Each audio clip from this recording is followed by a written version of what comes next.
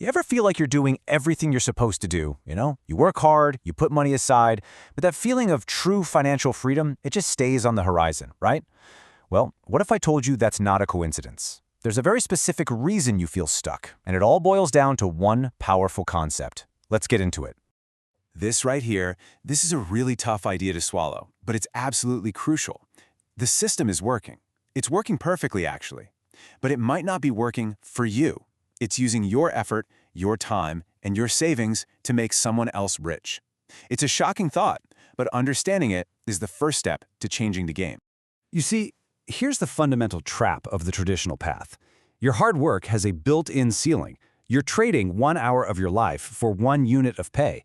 And if you stop trading, you get sick, you take a vacation, you retire, well, the money stops cold.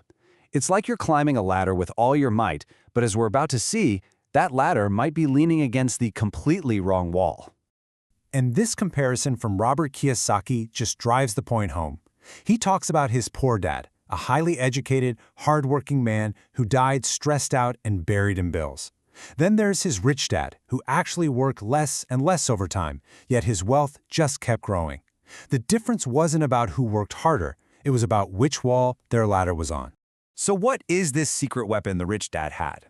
It's leverage. Now, I know what you're thinking. When most people hear the word leverage, they think debt, they think risk. But it's so much bigger than that. True leverage is about multiplying your effort. It's about getting more and more done with less and less of your own direct input. It's a tool, plain and simple. So, how are you being used as leverage right now? Well, think about it. That money you're so carefully saving in the bank doesn't just hold it, it lends it out to other people at a higher interest rate and pockets the difference. That's their profit from your savings. And those long hours you put in at your job, you're building your boss's asset, your company's value, not your own. And please, hear this. This isn't an accident. It's how the system is designed to work. Okay, so that's the problem.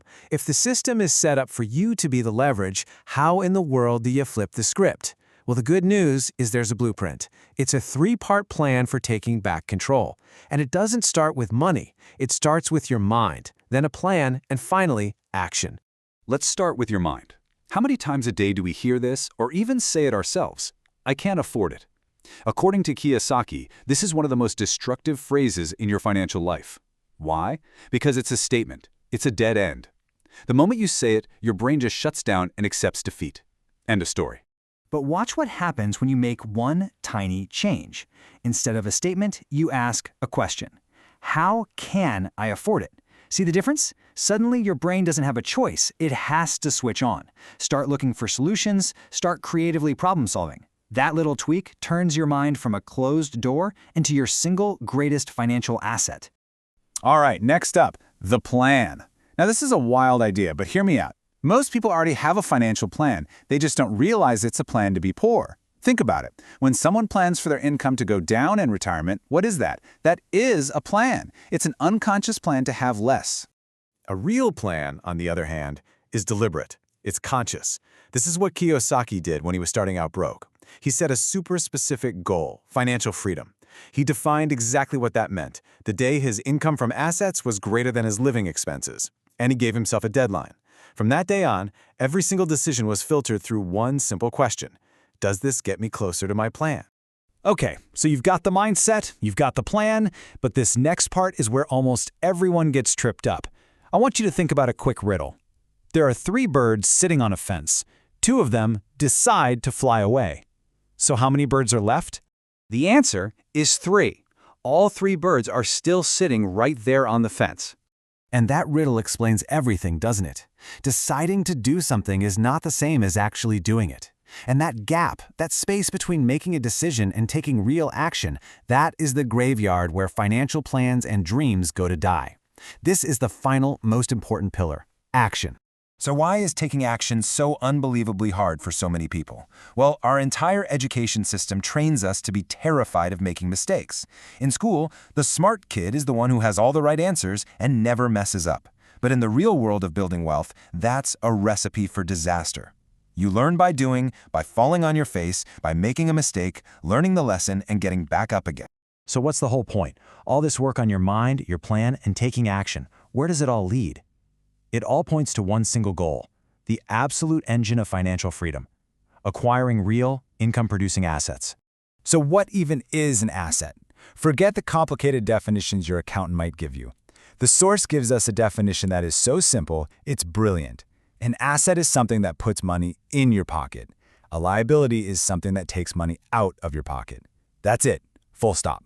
Let's just hammer this home. The only thing that matters is the direction of the cash flow. Is money flowing towards you or away from you?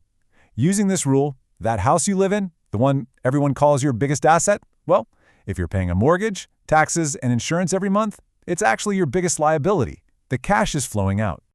So what kind of assets actually put money in your pocket? The source really zeroes in on three main types. First, income-producing real estate, where your tenant's rent pays the mortgage for you. Second, businesses that can run without you having to be there every day. And third, paper assets, like dividend-paying stocks that generate cash flow. Now, let's look at the numbers, because this is where the power of leverage becomes undeniable.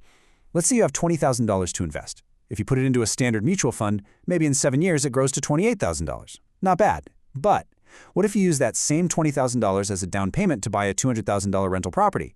After those same 7 years, your equity could easily be over $100,000. Same money, same time frame, but a ridiculously different result. That is leverage. And this brings us to one of the biggest mindset shifts of all. Debt isn't inherently good or bad. It's just a tool, like a hammer. The rich use that tool. They use debt to buy assets that make them even more money. The poor and middle class use debt to buy liabilities, like fancy cars and vacations, that just make them poor. You might be wondering why the old advice of get a good job and save your money doesn't seem to work anymore. It's because the fundamental rules of money were changed. Back in 1971, the US dollar was unhooked from the gold standard. From that moment on, money was no longer a store of value. It became a form of debt that could be printed out of thin air. And that new reality leads us to this really harsh-sounding statement. Savers are losers. Now, this isn't meant as an insult. It's a simple mathematical fact of our current system. When the government can print trillions of dollars, the value of each dollar you have saved goes down.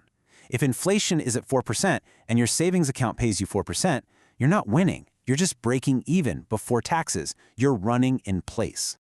So let's wrap this all up. If you feel like you're behind financially, it's not because you're lazy or unintelligent. It's because you were taught a set of rules designed to make you a good employee, to make you someone else's leverage. The only way to win this game is to stop being the tool and start using the tools for yourself. And that really just leaves us with one final, very personal question. Everything you've got, your money, your time, your skills, your hard work, all of it is going to be someone's leverage. There's no escaping that. The only question you have to answer is, will it be theirs or will it be yours?